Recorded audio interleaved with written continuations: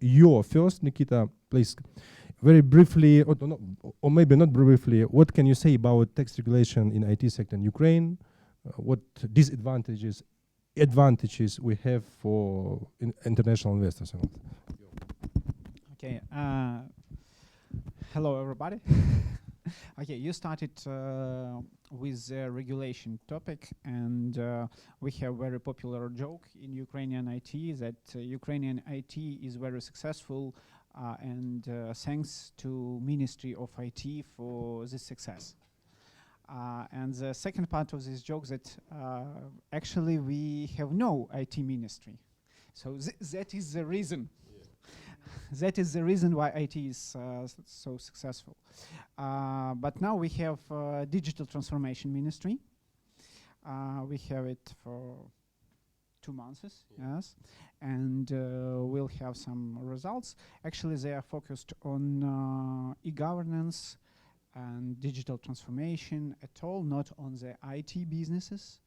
However, we know that there is a deputy minister responsible for gathering startup framework and for support of small IT business. So we will have some result. I hope so. Going back to the taxes, or starting the tax topic, we have very specific situation in Ukraine. Actually, we have no tax incentives for for IT development. Actually, we have tax incentives for IT distribution. However, we have very common practice of engagement of individual contractors instead of employees. And actually, tax authorities, other state bodies, all the business, members of parliaments, actually all the society knows about this situation. We have just maybe 2 or 3 companies in top 50 who employ developers. Most of IT companies are engaged in independent contractors, and actually, this is the reason for a so quick rise that was shown by our IT industry. And now everyone, actually, the new government understands this situation, and they offered a specific way how to regulate it. They offered specific tax regime for developers and other creative industry workers. Let's name them like this. It is well known as fifth group of unified tax.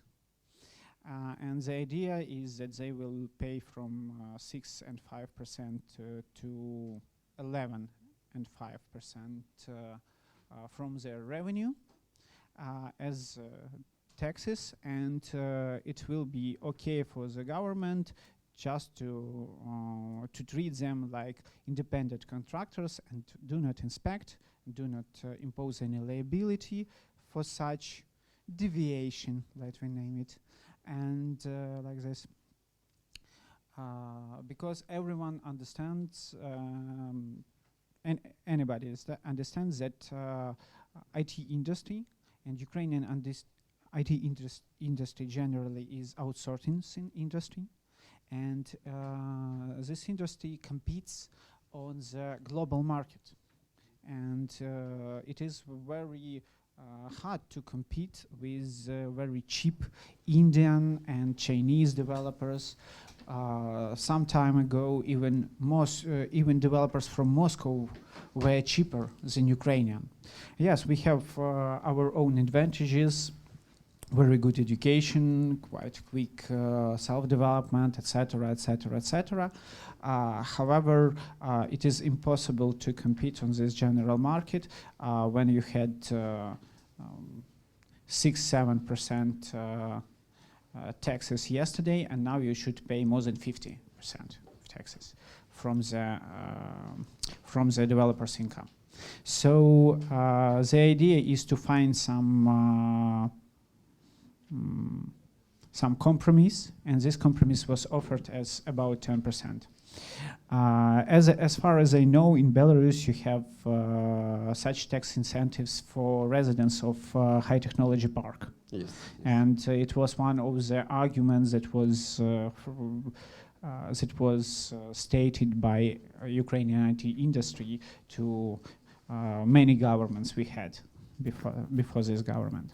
So we have such specific situation, and this idea how to amend taxation for IT industry was presented, was announced about 2 months ago, and actually we have not seen the draft law yet. And my question to Daniil Getmantsev was, are you working on this? Maybe some working group was formed or something like this. So unfortunately, we have very different meaning regarding this idea in Ukrainian society, even within IT industry. So it is very good topic to discuss. And the second issue I want to raise on is tax incentives for software distribution. We have VAT incentive for distribution of software, and after a few amendments it becomes very specific. For example, SaaS is not is excluded from VAT, but tax authorities do not recognize it. Then we have VAT exclusion for services aimed to amend or modify software, but we have no VAT exclusion for services aimed to develop software. So we may export software services without VAT, and then we can import software as a product to Ukraine without VAT. But we may not provide development services without VAT within Ukraine. So this is the issue to discuss, because we have preference for foreign employers or for foreign company developing software, and we have very good framework for them to distribute their product in Ukraine. So we have tax regulations that helps foreign players use Ukrainian creative and Ukrainian resources to do business and to do business on Ukrainian customers also. But we have no tax, good tax regulations to create a product right in Ukraine. So the issue is where we will have added value. In Ukraine or abroad? Looks like abroad. So two very important issues with taxation of Ukrainian IT is independent contractors instead of employees, and very specific way to exclude IT services and products from VAT.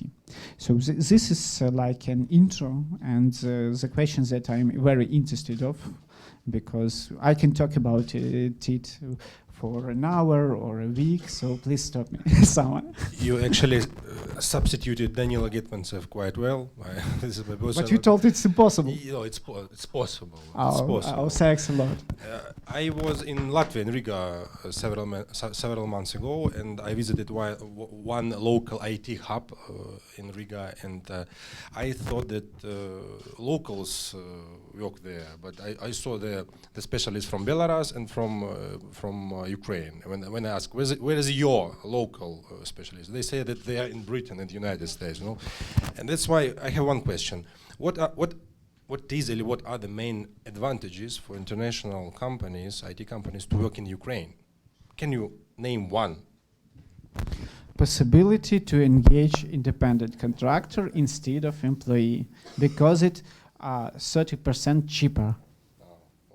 So yes, your cost for independent contractor could be about 3,000 euros, and the same employee will cost you about more than 4,000 euros.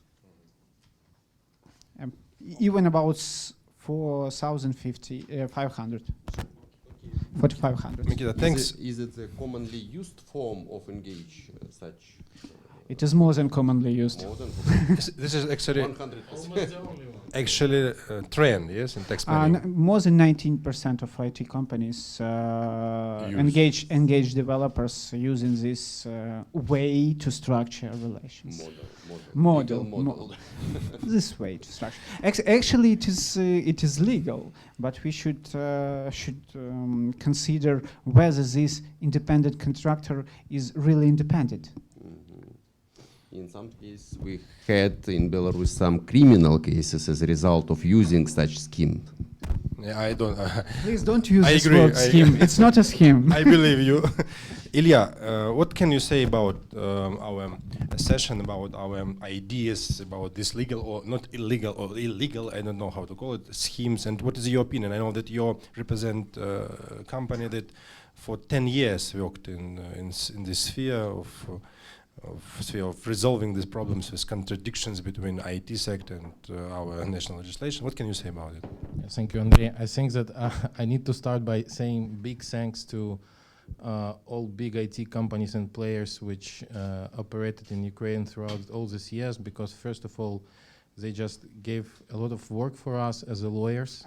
That's really appreciated, and I think if you can ask me what is the most stable industry in Ukraine throughout all these years, and I started working for IT companies in 2006, then 2008 happened, then we had a very strange president, then we had a revolution, and I would say that we have all our problems, and throughout all these times, IT outsourcing industry was very active, and they were setting up the outsourcing units for all this period. And I would say that now we have still 1 or 2 clients from US and Israel which want to set up an outsourcing unit in Ukraine, starting from 5 people, 15 people, and there are some foreign companies which have outsourcing units even without legal presence in Ukraine, accounting to 500 and more people, and they don't have a legal presence here. They work with independent contractors. So that's a starting point. A big thank you to the industry, and we hope it will flourish and blossom in coming years, and we will do all to support it. On Nikita's points about taxation, it's absolutely true. There are like few pillars on which it all stands. One is 5% cost. US clients would say it's a labor cost. We don't say so with independent contractor cost, but because we need to be cautious here.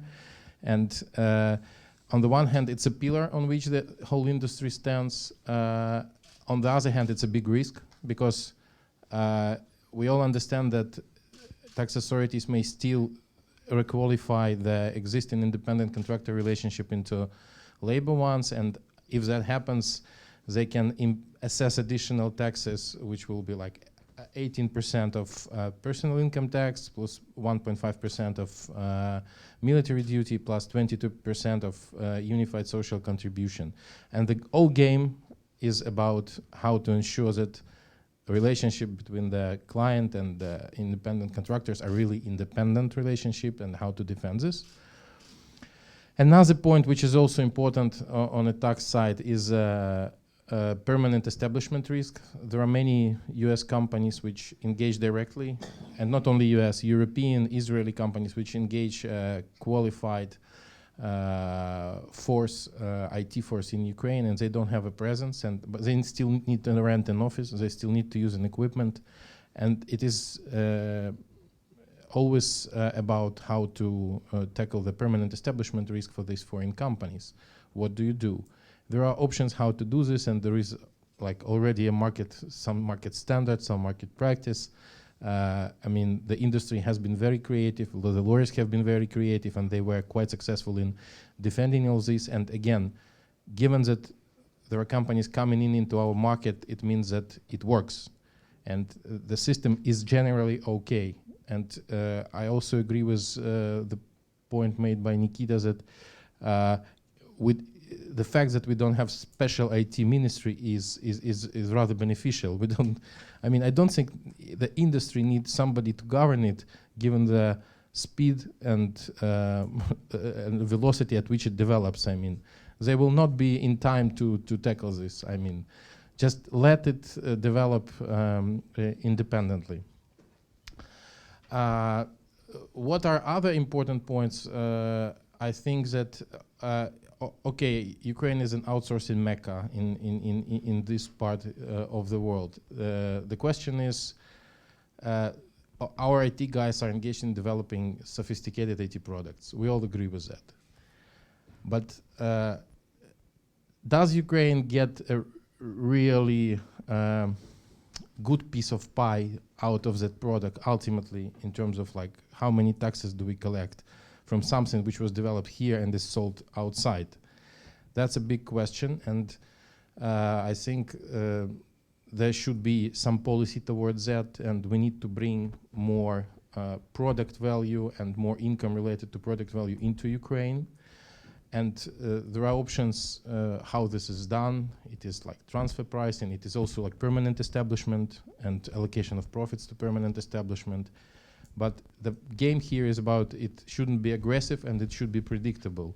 And there should be some policy voiced out by our government to say that, okay, we want the product part of this economy to develop, but possibly there should be some tax incentive directed at like giving some tax benefits for companies which sell product in Ukraine.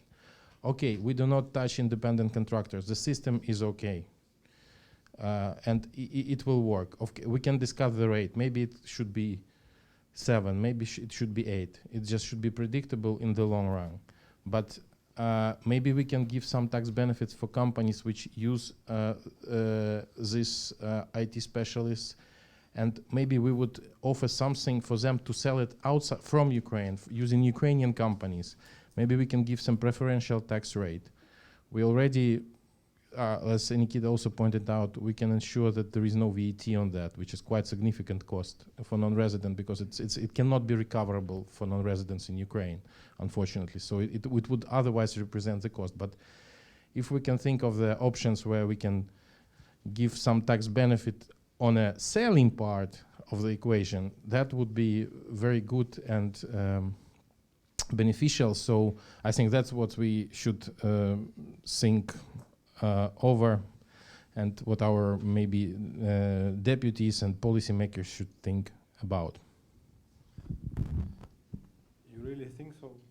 I think that it's very difficult to understand the position of our politicians about many things, including IT sector, because everybody use this aspect as a PR, maybe, you know. But in really, we see a lot of problems. That's why I want to ask Daniel. You first of all, thanks for your participation, because you have huge experience in this sphere, actually in organizing of IT business. You can compare different systems from different civilizations, not only countries, civilizations. Yes, but because when we speak about China, you worked in Middle East, you worked in Asia, you worked in post-Soviet countries. You know the problems. Sometimes they similar, sometimes they are quite different. For example, if we speak about United States, is it possible to implement US system of business making, of IT organizing actually in Ukraine, including tax regulation, or we have to find our own specific system? What do you think? Can you give us examples? Well, I think we look for some common threads, and as Ilya pointed out, you know, predictability and stability.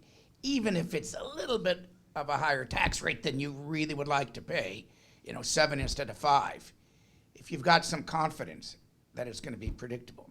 Because let's just look back for a moment at what we've seen in this part of the world with the old economy.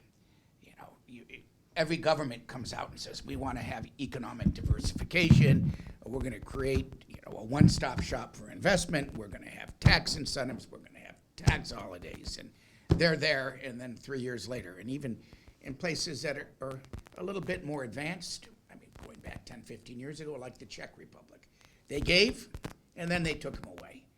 And the kind of companies that we heard from in the last panel, the big companies, they need stability, and they could swallow a little bit higher tax burden. So I think we need to look back at those lessons and look for a principled approach to encourage innovation and to attract and retain investment in the IT sector. And I think that's the big challenge. And it was interesting, Makita talked about, when he answered your question, why do people come to Ukraine? I expected him to say because of the human capital. Why do we see the innovation in the growth in this sector in the U.S.? And there's the question of, are we getting beat now by China and other countries? But it was our educational system. And relative to Europe, a very light touch of regulation. And relative to Europe, investors were able to keep more of their money versus giving it away to the government. So I think those are some important lessons. And never did we have a Ministry of Technology. So as I was struggling with, I generally am a broad base, low tax rate kind of guy. When Makita was talking about that VAT, do you pay, do you not pay? I thought that would be a dream for lawyers. Is it subject to VAT or not? And then, think about all the money you could make in auditing. So let's think about where have we seen special tax regimes? And it's been in the oil and gas sector. It's not uncommon for countries.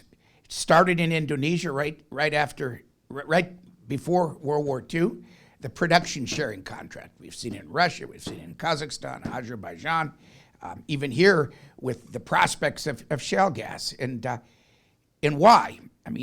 Usually oil and gas are early investors in developing economies. There is not the soft infrastructure.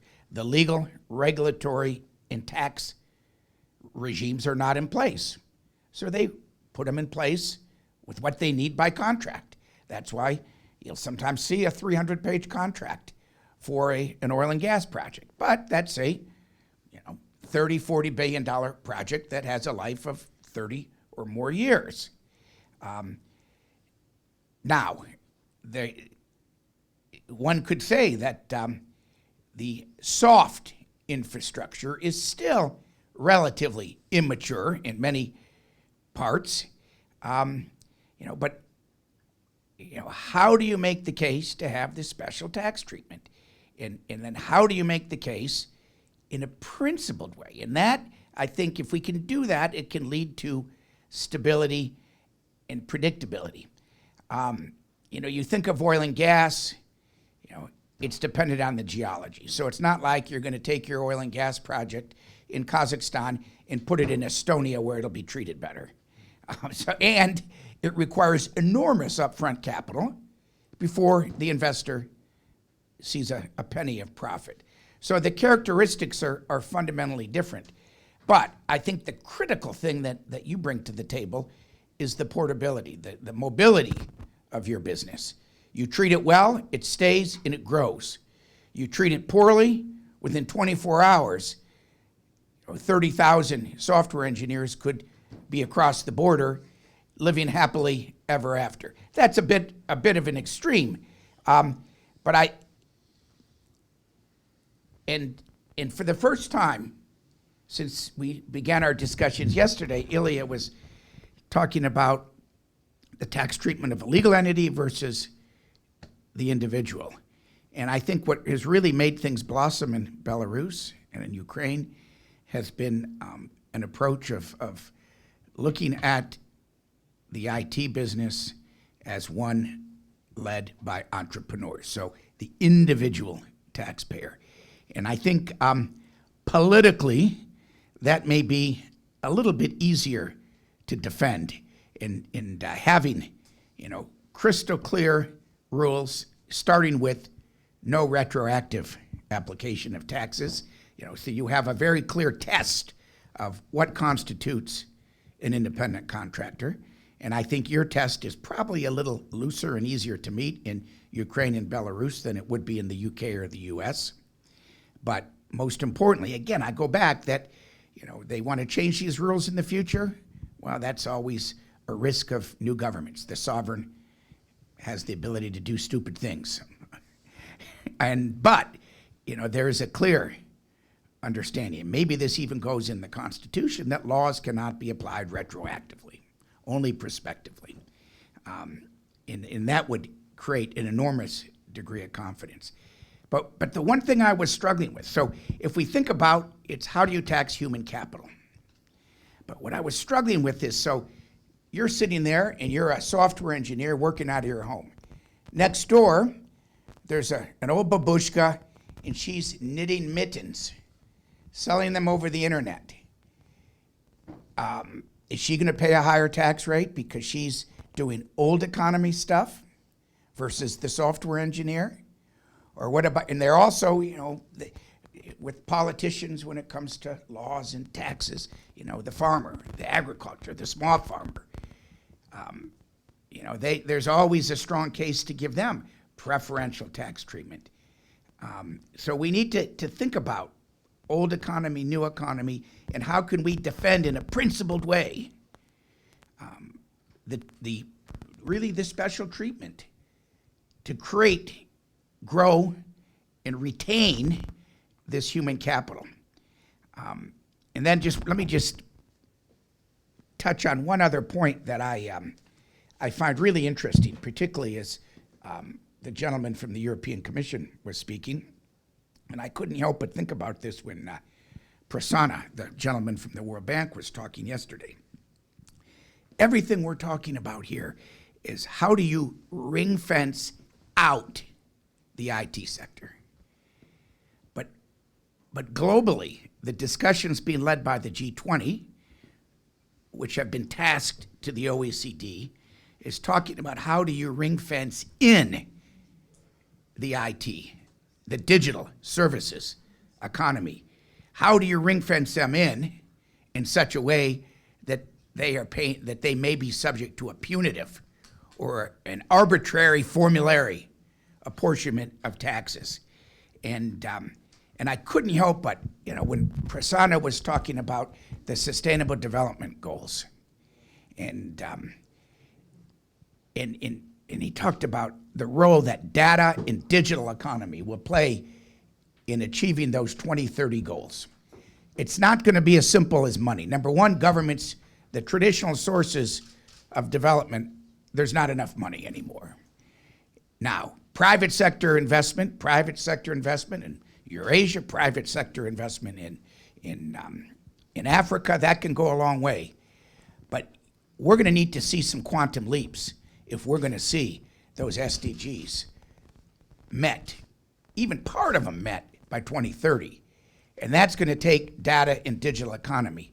But yet at the same time, in the advanced economies, we're looking at discriminatory, punitive taxes on e-commerce and advertising. The exact opposite of what our World Bank colleague was talking about to achieve the development goals. The exact opposite of what we're talking about here over the last 2 days.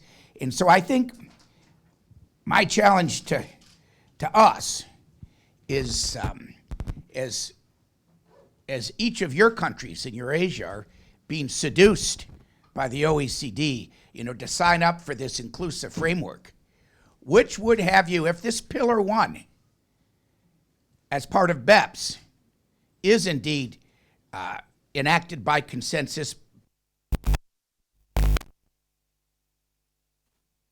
You know, that would be a compulsory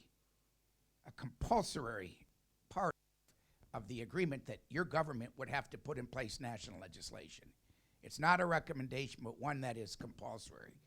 And, you know, that really would undermine everything that you're trying to do in Ukraine and everything you're trying to do in Belarus. And the other thought is I was enjoying particularly that first session this morning. I've said this in speeches probably for as long as I've been doing this crazy work. You know, I've seen 3 pillars to achieve growth and prosperity, to improve standards of living for people around the world. And it's to have a competitive tax regime. And the key is competitive. It doesn't need to be a special regime. I mean, look at the US. As I said, it's because our tax burden was never really onerous or punitive since Ronald Reagan came into office and cut the rates in half. And then you saw that pattern followed. I mean, look at the rates in Sweden, look at the rates in Germany. So a competitive regime. And the second is a light touch on government regulation. Don't choke your business with government red tape. And the third is a respect for property rights. Those are the 3 pillars to achieve growth and prosperity, and they couldn't be more true for this sector. So I think our challenge is to how can we come up with a principled approach to have a competitive tax regime to attract further investment and growth in this sector. Thanks, Daniel, for your penetrating, you know, overwhelming point of view. I would say that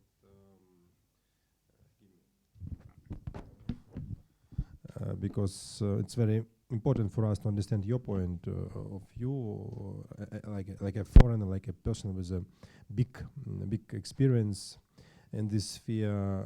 We actually talked with my colleague from Belarus about IT sector in Belarus, and I know that your country, Konstantin, is the most reliable ally of China in in Eastern Europe. And near Minsk, near your capital, there is a special hub, huge hub of business, Chinese Belarus business. And I actually asked you about about the main advantages of your country for foreign IT sector. I know that you prepared presentation yes, and it would be very interesting for our foreign partners, for Ukraine and also participants to analyze what is going on in Belarus, you know, because your country is very close, and we know little information about you. United States is very far, but we know a lot of information about the United States. I don't know why. And yeah, and after the presentation, I would ask the audience ask questions, okay?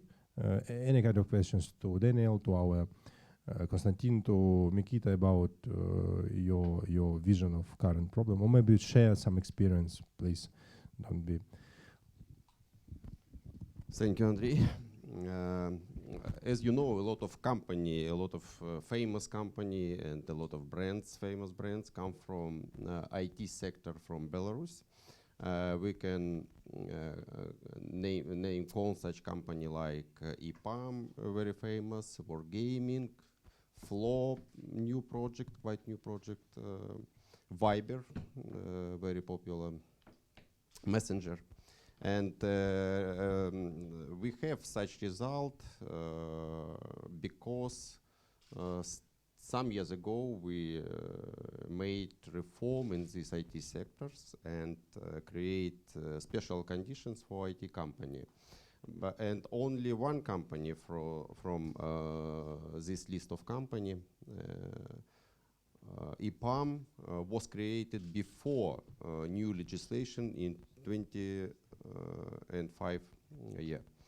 And the vast majority of success story we have after new legislation. And approximately 2 years ago, we made a lot of amendments in this legislation, new presidential decree, which gave new tax preferences, new regime of conducting business, IT business in general, and which, as a result, gave new impulses to development of IT sector. In this year, we have plus 250 new companies. We have more than 60,000 workers in IT sectors. We have more than $2 billion of revenue of IT company. And in this year, we added approximately $1 billion in revenue. Approximately $7,000 per year each workers of IT sectors pay as taxes. In general, this sum of taxes is connected with IT workers. And as we take revenue for per capita from export of services in IT sector, Belarus takes the first place. We have $108. In comparison with US, we have $60 per capita. And India has $40 and China has $20. It's okay now. Now we on the right page. As a result of such reform, plus to enumerated benefits, we approximately 15% of new jobs was created by IT sector too, in comparison with Belarus at all. Next page, please. As Daniel said, no only tax incentives are important for creative a good atmosphere for development of IT sector. Plus to tax preferences, we need to have simple regulation or deregulation of conducting business. It was done by a new decree 2 years ago, as I said. We need to have safety, personal safety and money safety, asset safety, and so on. It was done too by new amendments. It's very important, and a lot of people from IT sector decided to continue their business in Belarus and not relocate their business in Cyprus and so on jurisdiction. But plus this list, we should add independent court systems. It's a lot of potential to improve in this sphere in our country. And of course, education. Education is now is not the best part of development IT sector in Belarus. And some days ago, President decided to create new IT university in Belarus, special university for IT sector, not only for IT sector, but as a base for IT sector. On the next page, please, we see the tax regime of high-tech park. We have no corporate tax, including VAT, including corporate income tax. We have the resident of high-tech park should pay only 1% of their revenue. It's not officially tax, it's a special payment to administration of high-tech park, but it's of course for their nature quite close to tax. And the low level of tax on dividends. It depends on who is owner of dividends, individual, foreign company, or Belarusian company. Belarusian company as a shareholder should pay 12% on dividends, Belarusian individual 9%, and foreign investors should pay 5% if we have no more preferable regime under the double taxation agreement. And if, for example, you sell your shares in Belarusian resident of high-tech park, foreign investors shouldn't pay anything in Belarus, withholding tax on zero level. Therefore, it's the most preferable tax regime in Belarus in any area of economy. It's only maybe compare with so-called Great Stone Park, which is created under agreement of China and Belarus and for development of plants and so on. And of course, this special tax regime gave their positive result because for different reasons it's important for Belarusian businessmen not to pay a lot of tax. It has psychological, economical reasons and so on. And maybe from time to time this situation will be changed and the level of tax wouldn't be so important, but now it's important. Therefore, creation such conditions gave, as I said, their positive result. Thank you. Can I just ask?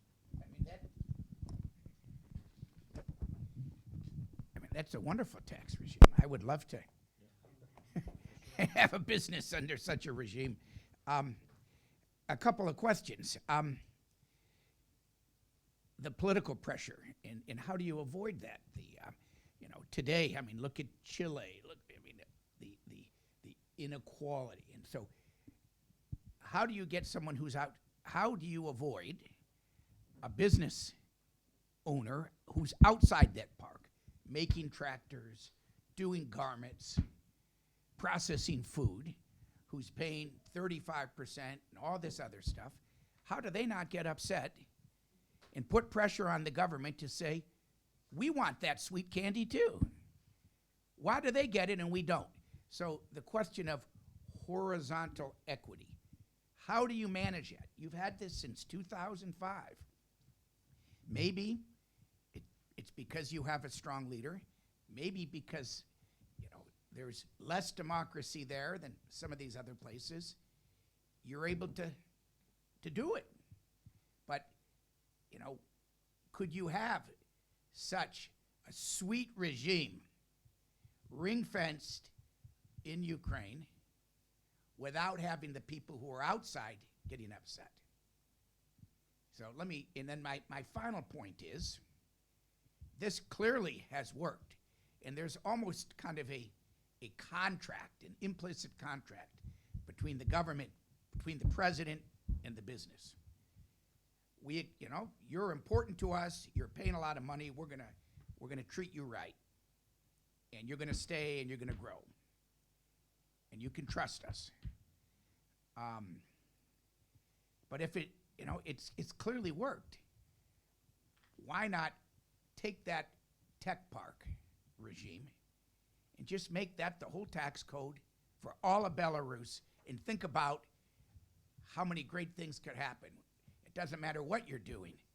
If you're making tractors, if you're making sweatshirts, or if you're doing software, why not take those tech park rules and just roll them out for all of Belarus?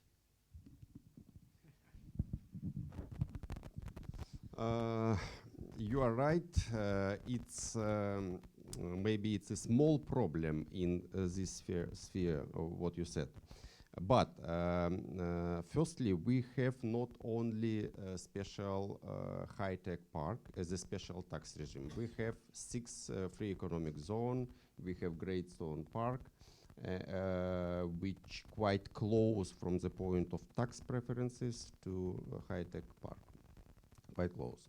Secondly, we said, and President said, that high-tech park is experimental from the point of creation special conditions of development, new sphere of economy. And we had situation when a lot of IT society relocate to another country, and we need to take special measure to prevent this. Therefore, it was reasonable to take special decision.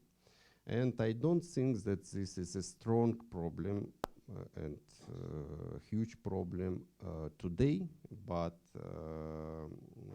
the problem which you explain in details will be growth in future, and our government should think about solving this issue. Thanks. Now we have 10 or maybe 15 minutes about our session. Please, I know that there are a lot of IT specialists in this room, including Olga. I don't know you personally, but Nikita said that you came from Kharkov. You are chief executive of IT hub in Kharkov. Ask questions, please.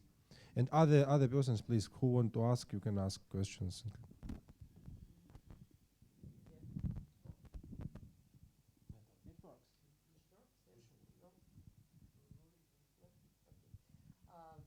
Not IT hub, but IT cluster. IT cluster, it's NGO, yes, non-governmental organization. Now, Kharkiv IT cluster unites more than 100 companies and partners. Of course, we are part of all this discussion period. It was started not this year. Yes, it's very old story, but in our community we also make some sessions to understand thoughts of our community about tax regulation. But you know, tax regulation, it's something about trust. If we want to build, we can't build here the same story like in Belarus because of different regimes. We want to build here democracy, so we want to speak about trust. And why in Ukraine, for example, clusters funded by private sector, but not by government sector, state sector, like in European Union. It's also about trust. It's also about regulations, about bureaucracy.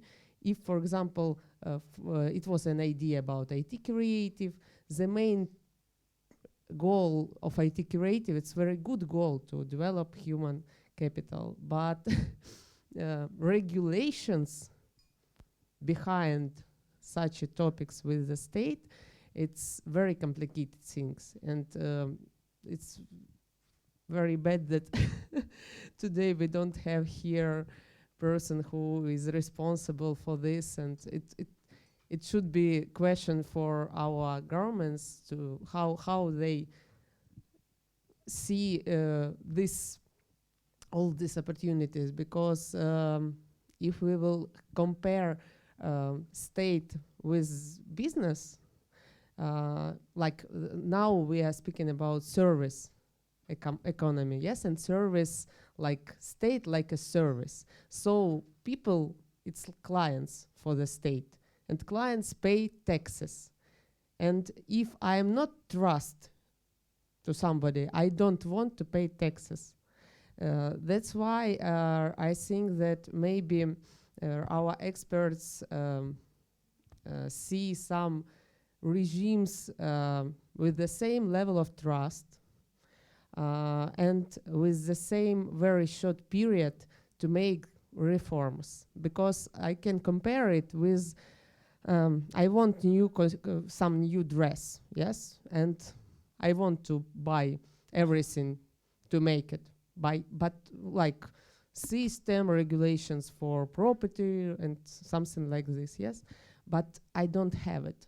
but I want to take off dress now. It sounds ridiculous, but now we are speaking about when we speak about let's make just average regulation like with all economy.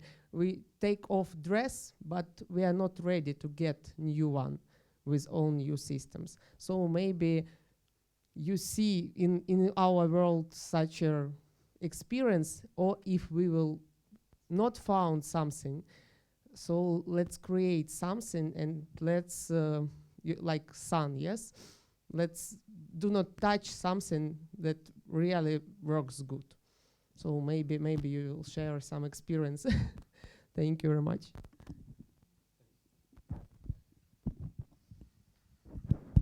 It was your point of view without any kind of question. To all participants. Daniel.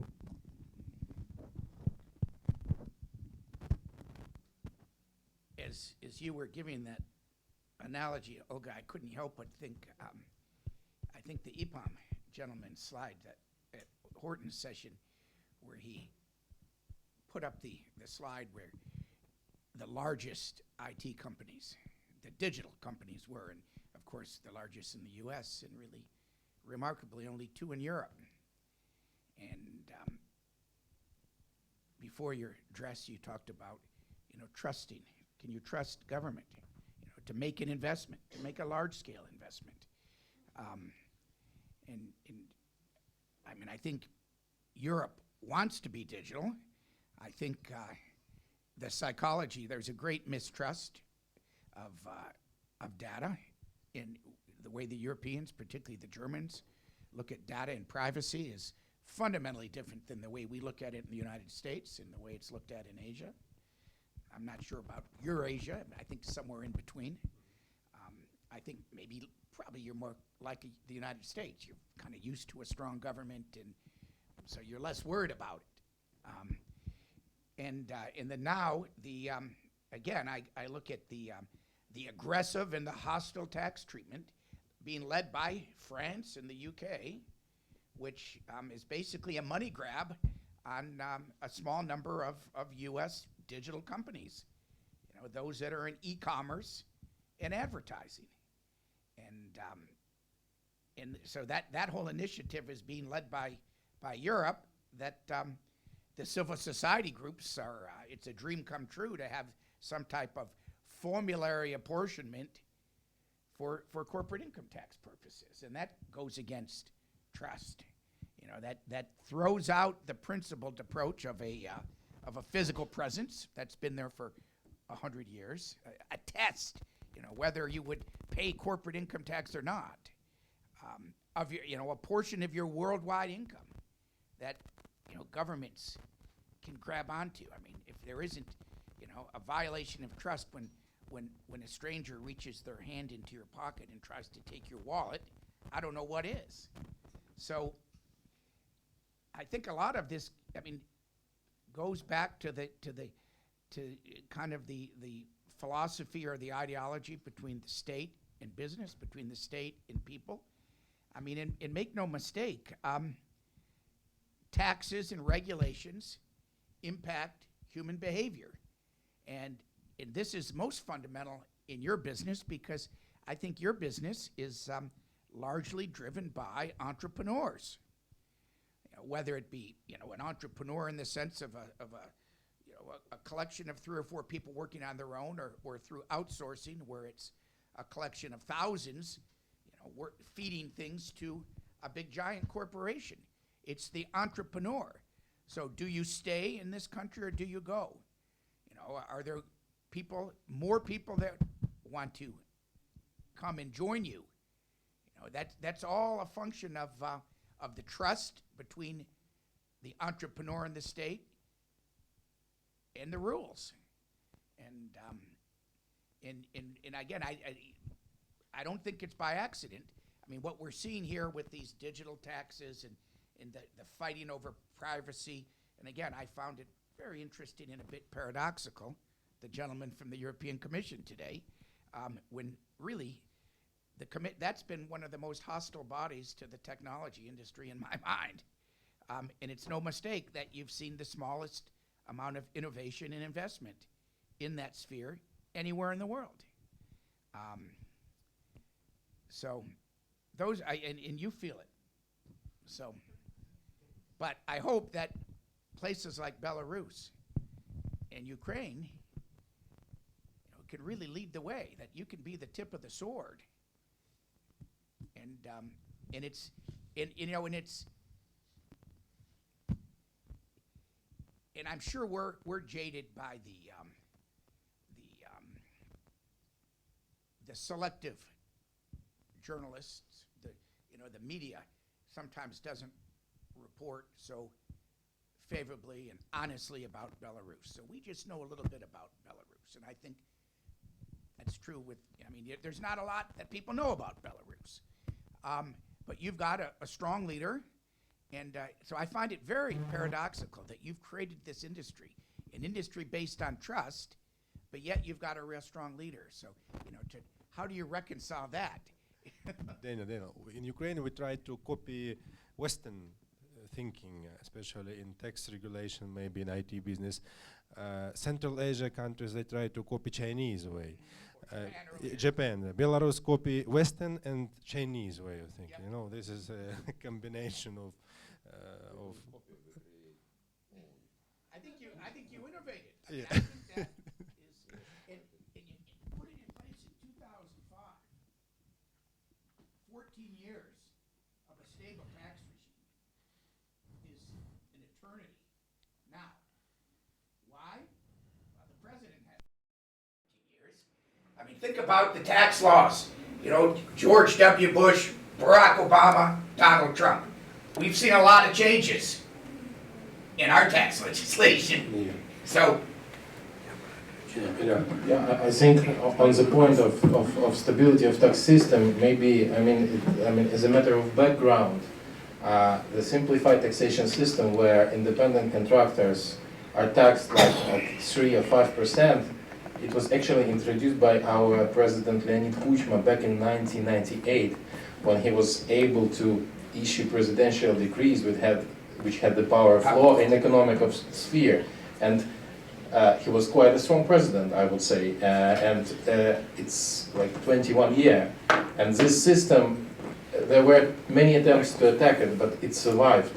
And it's still, it may be applied by everybody. It's not only for IT industry, it's still working. Like 5% tax, it can be used by any. Like as a lawyer, I can register as an independent contractor and tax my income at 5%, and I have a threshold of $200,000 US approximately to be taxed. So, indeed, it's interesting how it developed, and that's why I would think we would rather keep it and don't touch it. Maybe give more predictability and stability, and just stay away from those people. They will find the way. Just stay away. yeah. Could I add some figures basic on our Kharkiv economy, full economy, not only IT industry. We are participant of the strategy building, national strategy for state, for government. We implemented our part of IT, and I'm expert in economic, in analytics, so we have data for tax paid by entrepreneurs, and with all big enterprises, just structured like common enterprises. We know that in Kharkiv we have Turboatom, we have Philip Morris, we have big enterprises who pay taxes. Yeah.